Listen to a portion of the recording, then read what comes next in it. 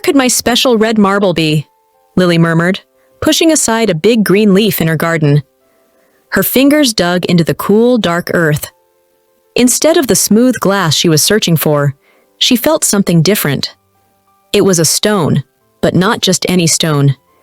It was perfectly round and smooth, colored like a sunset with bands of orange, pink, and yellow.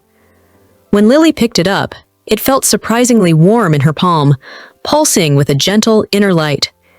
It was much more interesting than any marble. Lily closed her hand around the mysterious stone. The warmth spread up her arm, making her feel cozy and brave.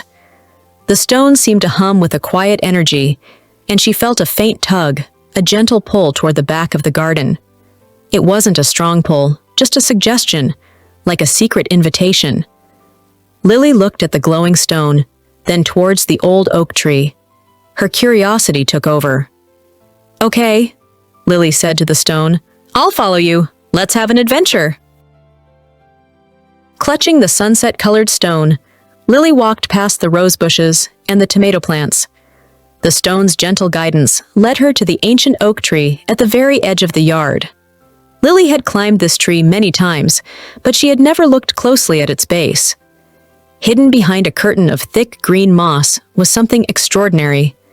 Carved into a large root was a tiny wooden door, complete with a little brass handle. It was so small a doll might live there. Lily knelt on the soft grass, her eyes wide with wonder. The tiny door was beautifully made, with curved lines and a small window shaped like a leaf. Who could possibly live here?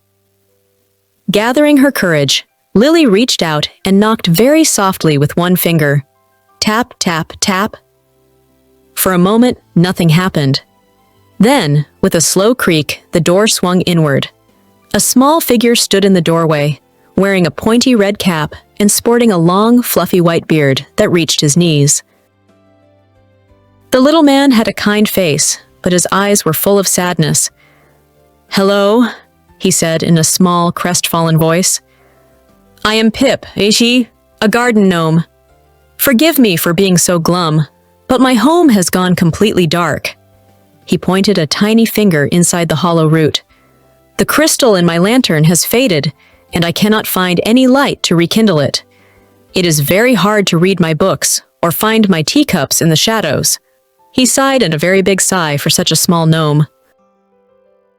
Lily felt a pang of sympathy for the sad little gnome. She wanted to help Pip. Then, she remembered the warm stone in her hand. She opened her palm to show it to him. The stone was now glowing brightly, casting a golden radiance on both their faces. Pip's eyes opened wide in astonishment.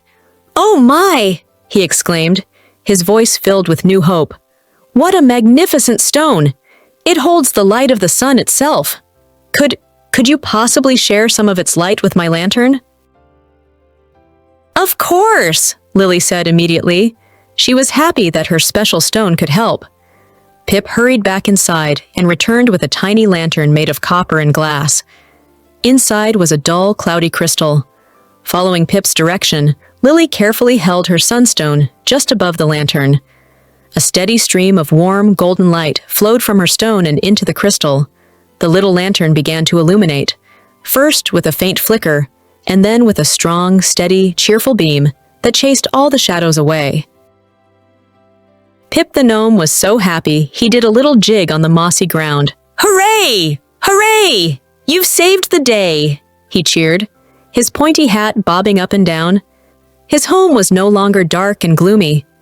He held his bright lantern high. "Thank you, Lily. Please, come see." He led her to the door, and Lily peeked inside. The interior of the root was now a cozy, well-lit room with a tiny fireplace, a bookshelf full of miniature books, and a table set with acorn teacups. Before Lily left, Pip wanted to give her something to show his gratitude. He scurried over to a small wooden chest and pulled out a perfect polished acorn cap. "This is a good luck charm," Pip explained, placing it carefully in Lily's hand. "It will always remind you of the kindness you showed and the light you shared today." Lily looked at the acorn cap and then at the sunstone, which seemed to glow even more warmly now, as if it were happy too.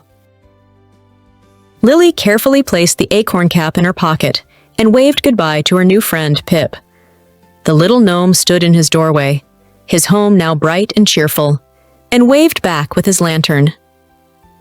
As Lily walked back through her familiar garden, the world seemed a little more magical than it had before. She held the warm sunstone tightly, knowing she had a wonderful secret. Lily understood that sharing her light had made not only Pip's world brighter, but hers as well.